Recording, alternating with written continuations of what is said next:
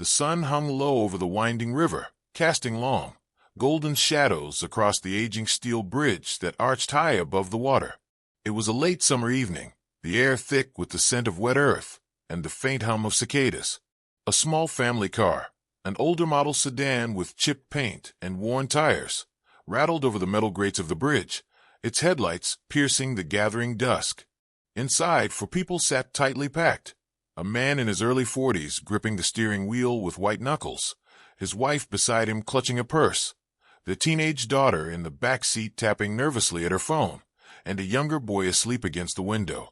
They were returning from a weekend trip to a remote cabin deep in the hills, a trip meant to be a brief escape from the mundane grind of daily life. The man, James, had taken this route countless times, the bridge a familiar landmark marking the halfway point home. But tonight something was wrong. Maybe it was the sudden swell of the river below, swollen from recent rains, or the unsettling creak of the bridge under their weight. But James's hands tightened on the wheel, his eyes flicking to the dark water beneath. As the car approached the narrowest span, a sudden jolt rocked the vehicle, a sharp, almost imperceptible shudder that made the air thicken. The next instant was chaos. The steering wheel jerked uncontrollably, the tires screeched as they lost grip, and with a terrifying crunch, the car veered off the bridge's guardrail, tumbling end over end into the churning river below. The world turned upside down, water flooding the windows, muffled screams swallowed by the roar of the current. Then silence. When emergency services arrived, alerted by a passing driver who had witnessed the plunge, the bridge was eerily empty. The car was gone beneath the opaque, swirling water, a dark shadow swallowed by the depths. Divers scoured the river for hours, their flashlights cutting through murky currents, but no body surfaced, no sign of the family could be found. The wreckage itself seemed to vanish, as if the river had claimed it entirely. On the shore, James's sister, Helen, stood trembling, staring out at the black water.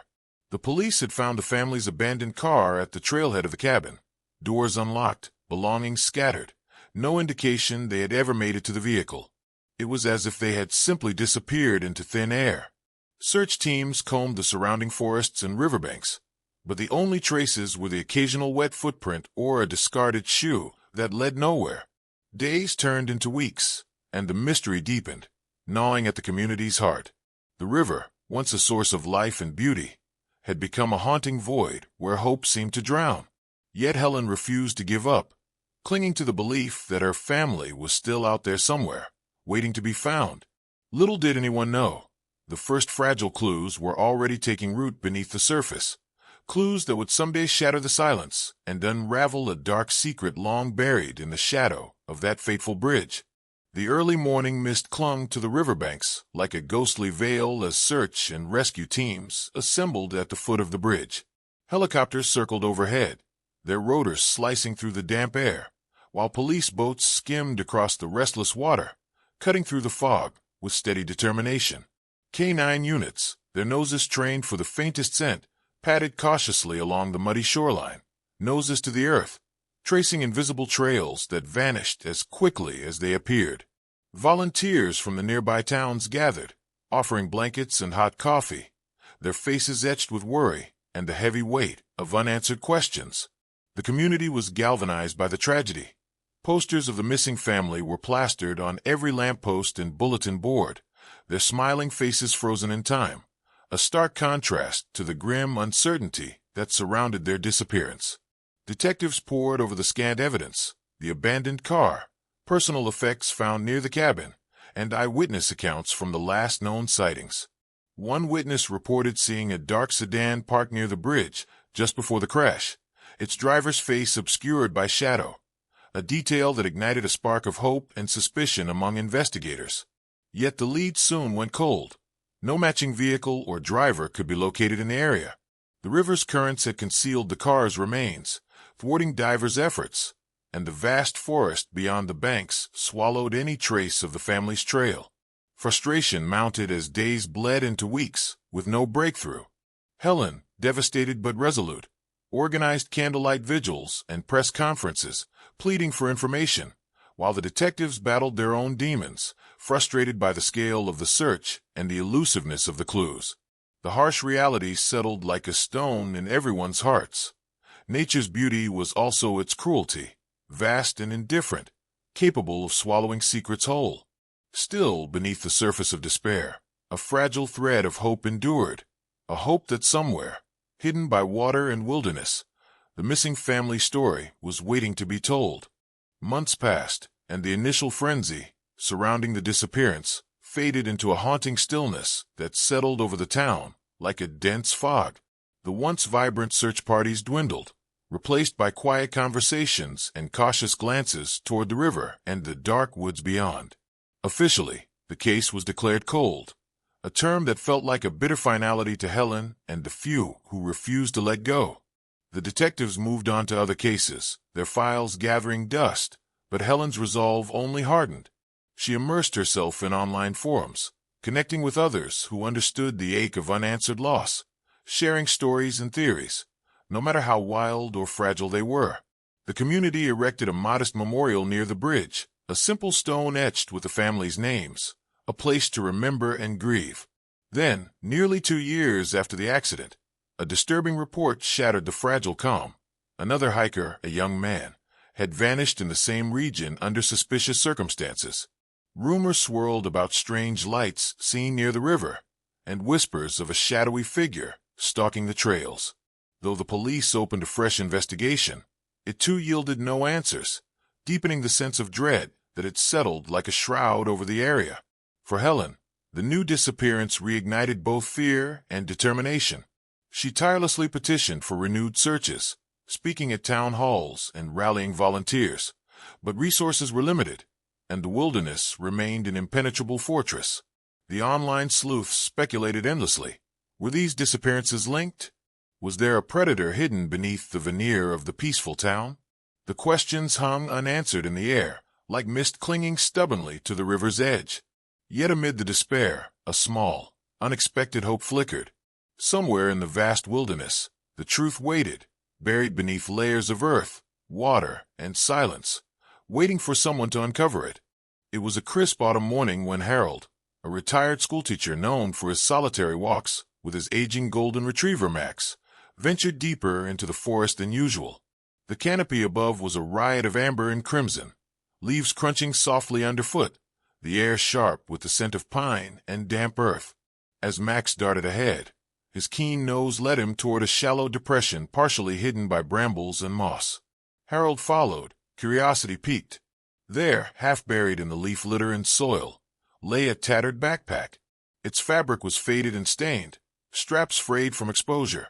Inside, carefully folded beneath a layer of dirt, were scraps of clothing, threadbare, unmistakably from the missing family's camping gear, and a small, worn necklace, a delicate silver chain with a pendant in the shape of a tree, a detail Helen had once described in her interviews. The discovery sent a ripple through the local community like a thunderclap, breaking a long silence. Forensic teams descended upon the site with methodical precision, meticulously documenting and collecting evidence. DNA swabs were taken from the fabric and the pendant, their promise held in the cold, clinical glow of the lab's fluorescent lights.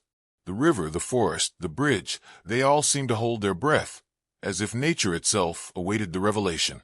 The evidence pointed toward a grim but critical breakthrough, and whispers began to circulate about a possible suspect, a local man with a quiet demeanor but a history of minor offenses and troubling behavior. Yet, despite this new hope, the full truth remained just beyond reach, a shadow lurking in the edges of the investigation, threatening to upend everything once it emerged into the light. Harold's simple walk had stirred a sleeping giant, and the search for answers was about to enter a perilous new chapter. The DNA results arrived with a cold finality, confirming what the investigators had feared but also hoped for. The backpack and its contents belonged to the missing family. The match led directly to a man named Carl Myers, a local landscaper in his late 40s, known to many as quiet and unassuming, blending seamlessly into the small town's fabric. But beneath his calm exterior, surveillance soon revealed a chilling pattern.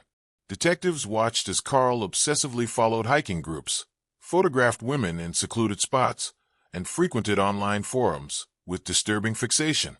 The break-in at his modest home uncovered a trove of unsettling photographs, including images of the missing family, as well as others that hinted at a serial predator hiding in plain sight. The raid was tense, officers moving through the dark rooms filled with evidence of a double life. And when confronted, Carl's demeanor was eerily detached. His confession was slow to come but chilling when it did, revealing a twisted justification rooted in desperation and warped desire for control. Yet, even as he admitted to his crimes, the location of the victims' remains remained a mystery, a haunting void that gnawed at the investigators and the family alike. The town was shaken, trust fractured, and the once peaceful wilderness now seemed tainted by unspeakable horrors. But amidst the devastation, Helen clung to a fragile hope that justice would bring closure, even if some answers would remain forever out of reach. The investigation, reignited by chance and dogged persistence, was nearing its most harrowing climax. The days following the grim discovery of the remains were shrouded in a heavy, almost suffocating silence. The community that had once thrived in quiet routine now found itself grappling with an unrelenting grief that permeated every conversation, every glance, and every step taken near the river and the bridge that had become infamous. Helen found herself adrift in a sea of memories and emotions, relief that her family's fate was finally known, a profound sorrow for the lives stolen, and an unshakable anger at the darkness that had lurked beneath their peaceful town. She spent hours poring over every detail of the investigation, desperate to understand the man who had shattered her world. Carl Meyer's confession painted a picture of a man broken by his own demons, a shadow among the living, craving control in twisted ways that society had failed to detect. The detectives involved found themselves haunted long after the case was closed, the images of the victims and the cold depths of the wilderness lingering in their thoughts. Some sought solace in therapy or distance, while others channeled their pain into renewed dedication to protect others from suffering similar fates. The community rallied to create lasting memorials, not just as tributes, but as warnings, plaques by the riverbank, signs along the trails, and safety measures that transformed the once serene natural landscape into a place where vigilance was as vital as beauty. Yet, amid these tangible acts of remembrance and prevention, a more intangible legacy took root, a pervasive questioning of how well anyone really knew their neighbors, and how much darkness can hide behind ordinary faces. The river, which had swallowed the truth for so long, now whispered stories that no one dared ignore. Helen began to receive letters and messages from others who had experienced loss or unease in the region, tales that hinted at patterns and secrets far beyond what the investigation had uncovered. She found herself drawn into a new world of amateur sleuths, survivors, and advocates who sought to shine light on the shadows lurking in rural places, binding their stories together in a tapestry of shared pain and resilience. Meanwhile, researchers and forensic experts reflected on the case's reliance on chance. Harold's walk with Max, the dog's keen instincts, the overlooked signs in the wilderness, reminding themselves and others that justice often hinges not only on skill and determination, but on fortune and timing. Discussions emerged around the ethical complexities of investigation, the fine line between intrusion and protection, and the ways communities must balance hope with harsh realities. Some questioned whether the perpetrator's motives had deeper roots in mental health or systemic failures, calling for broader conversations about prevention, support, and awareness. The story of the vanished family, once a closed chapter, now served as a catalyst for ongoing dialogue about vulnerability, trust, and the human capacity for both evil and compassion. And yet, even as the years passed, the river continued to flow, carrying away secrets, washing clean the scars of grief, and leaving behind an enduring testament to the fragile interplay between nature's beauty and its lurking dangers. Helen often returned to the memorial by the bridge, standing quietly as the wind stirred the leaves and the water murmured below. In those moments, she felt a connection to her lost loved ones and to the many others who had disappeared into the wilderness's embrace. The pain remained, but so did the hope. A hope born not only of closure, but of the resilience that had carried her through darkness into light. The truth had finally been uncovered, but the story was far from over, for in every ending lay the seed of a new beginning, and the shadows beneath the river's surface whispered of mysteries yet to be unraveled. The discovery of the remains beneath the forest's dense canopy marked the end of a long and harrowing chapter, yet it also ignited a fresh wave of reflection and turmoil that rippled through the community and beyond.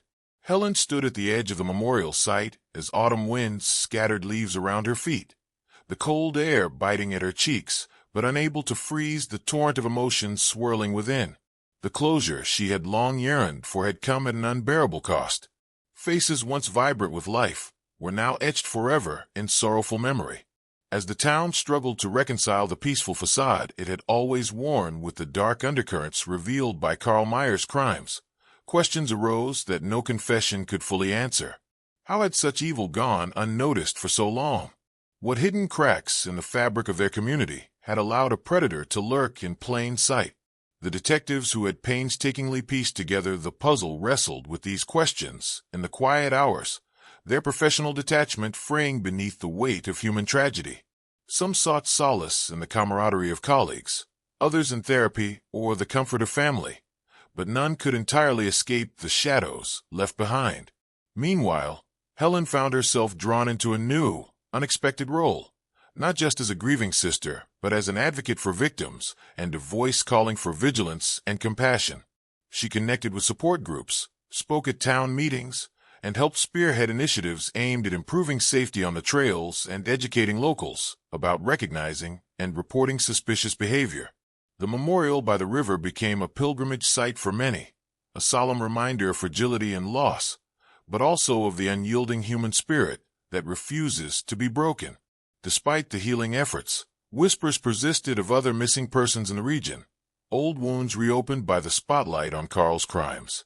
Stories shared in hushed tones suggested a pattern, a possibility that the dark story they had uncovered was but one thread in a larger tapestry of secrets woven through the wilderness. Helen found herself responding to messages from families still searching for answers, each plea a reminder that while one story had ended, countless others remained unresolved. The role of chance in the case, Harold's accidental discovery, Max's unerring nose, became a focal point for conversations about justice and fate. Forensic experts praised the advances in DNA analysis and investigative techniques, yet also acknowledged the unpredictable variables that can make or break a case. This interplay between science and serendipity became a subject of study and debate, influencing protocols and inspiring hope in cold cases elsewhere. In the aftermath, the town grappled with its identity. The river and forest, once seen as idyllic escapes, now bore the weight of painful memories. New safety regulations were enacted, trailhead surveillance installed, and community watch groups formed.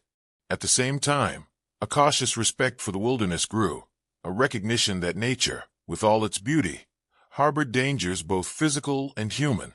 Psychologists and social workers engaged with the community to address trauma, emphasizing resilience and collective healing.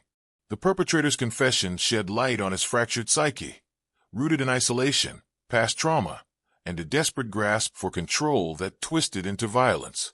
This humanization of evil prompted difficult conversations about mental health resources, the stigma surrounding them, and society's role in prevention.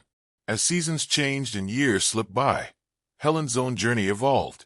The raw pain softened into a quiet strength, a resolve to ensure her family's story was not forgotten and that no other family would endure the same nightmare. She organized annual memorial hikes, fundraising for search and rescue teams, and worked with local schools to teach safety and empathy. The river continued its endless flow beneath the bridge, indifferent yet ever-present, a silent witness to the passage of time and the endurance of memory. At night, Helen often sat by the window, gazing toward the dark silhouette of the forest, thoughts drifting between sorrow and hope. The case had closed, but the questions it raised about trust, darkness, and human fragility lingered like a shadow. She understood now that closure was not a destination but a path, a winding trail marked by remembrance, learning, and the steadfast courage to face what lies hidden beneath calm surfaces. In this way, the story of loss transformed into a legacy of vigilance and compassion, a reminder that even in the deepest shadows, light can be found, and that the search for truth is never truly over. 2 months had passed since the house in the forest had been discovered, and the 4 missing friends, Derek, Martin, Leon, and Alina, had been found alive but changed, weary, and fractured in ways no immediate explanation could mend. The world outside that house had expected answers, but what it got instead were silences, contradictions, and details that didn't add up. The investigation, led by Major Essler and the psychological team from the Federal Trauma Unit, had moved slowly at first, out of caution and care, but now found itself buried under layers of inconsistencies that pointed to something far more deliberate and orchestrated than an accident or chance encounter. The house itself, remote and surrounded by pine that muffled all sound, had since been closed off and placed under federal jurisdiction. Essler had returned multiple times, tracing steps, noting the strange symmetry of objects inside. Books organized not by genre or author, but by weight. Clocks that didn't tick, a fireplace that had never been lit, and a radio with no signal that had been tuned to static and left running. The kitchen had been stocked but never used. All meals, according to the survivors, had been delivered through a small chute in the back hallway. By whom? None of them could confidently say. Leon had at one point claimed he saw a man in green overalls delivering food, face always obscured, but Alina swore it was a woman in a mask. Derek had remained mostly quiet in his sessions, offering short, closed answers, though he often drew diagrams of the floor plan with obsessive precision, sometimes adding a hidden room that no one could find during search and scan procedures. Martin, the most vocal and erratic, had begun writing a journal at the clinic where they were held for observation, recounting days that did not match with known timelines. According to his entries, they had arrived at the house in early December, impossible, since the group vanished in late January. He also described waking up one morning and seeing his own body sleeping across the hall. These contradictions had originally been attributed to trauma-induced confusion, but when Essler requested detailed timelines and psychological evaluations from the clinic, patterns emerged that were harder to dismiss. All 4 survivors had gaps in memory that aligned with the same 2-week window, each describing dreams that bled into waking reality, each independently mentioning a name, Elias, despite never recalling knowing someone by that name before. Essler pulled archived reports of disappearances in the area and found one that chilled him, a ranger named Elias Cortez, last seen in 1987, who went missing after reporting an illegal structure in the forest. His last radio transmission included the phrase, "They built something that doesn't belong." That structure had never been found, and Elias had never been heard from again. It was just a coincidence, perhaps, until Essler brought a photo of Elias to his next meeting with Leon, who immediately pointed and said, "He's the one who brought me the books." More than that, he described the man as if he were still alive, still present, still watching. In the days that followed, Essler ordered another sweep of the house and the surrounding 2 kilometers, this time using new LiDAR drones capable of mapping underground anomalies. On the second day, they found what had previously gone undetected, a concrete basement structure buried beneath a false floor of earth and pine needles about 60 meters from the main building. It had no entrance above ground and appeared sealed. Excavation began under floodlights, with specialists flown in to assess structural integrity. What they uncovered was a hatch reinforced with lead lining and electromagnetic shielding, a design typical of Cold War bunkers, not private dwellings. The hatch was eventually opened under extreme caution. Inside, they found a narrow spiral staircase leading to a room with no furniture except a large wooden table, several chairs, and a wall covered in mirrors. The floor had hundreds of symbols carved into it, some mathematical, others resembling diagrams from early 20th century brain mapping studies. There were no electronic devices, no visible signs of recent habitation, and no connection to the upstairs house. But on the table lay 4 identical notebooks, each marked with a name: Derek, Martin, Leon, and Alina. The pages inside were blank except for a single sentence written in each. Memory is not owned, it is shared. The discovery sent the investigation into chaos. Who had built this underground room? Why was it hidden and shielded? Who had written the message in each notebook? The press learned of the find through a leak and began publishing wild theories, secret experiments, psychological conditioning, covert military operations gone rogue. Public pressure mounted, and Esseler's team was forced to hold a press conference, during which they offered controlled facts and vague assurances. But behind closed doors, the investigation fractured. Several agents began reporting symptoms, nightmares, confusion, a sense of being watched. 2 were removed from duty after expressing suicidal ideation. Meanwhile, the survivors were being moved to a new location for safety. But on the way, the van carrying Martin veered off the road and flipped over. The driver survived, but Martin was pronounced dead at the scene, his notebook missing from the evidence transport log. A review of security footage showed that just minutes before the accident, Martin had attempted to open the side door, as if trying to get out. His last known sentence, captured by the onboard mic, was, "He's still out there. Elias never left." In the days following his death, Derek became violently withdrawn, attacking a staff member at the facility before being sedated. Alina attempted to run, and when she was caught, she had dirt under her nails and said she had been digging for the second house. Leon stopped speaking entirely. The psychological team now feared a group psychosis event was in motion, possibly induced, possibly infectious. Esseler pushed for access to the classified Cold War bunker construction logs, and what he found stunned him.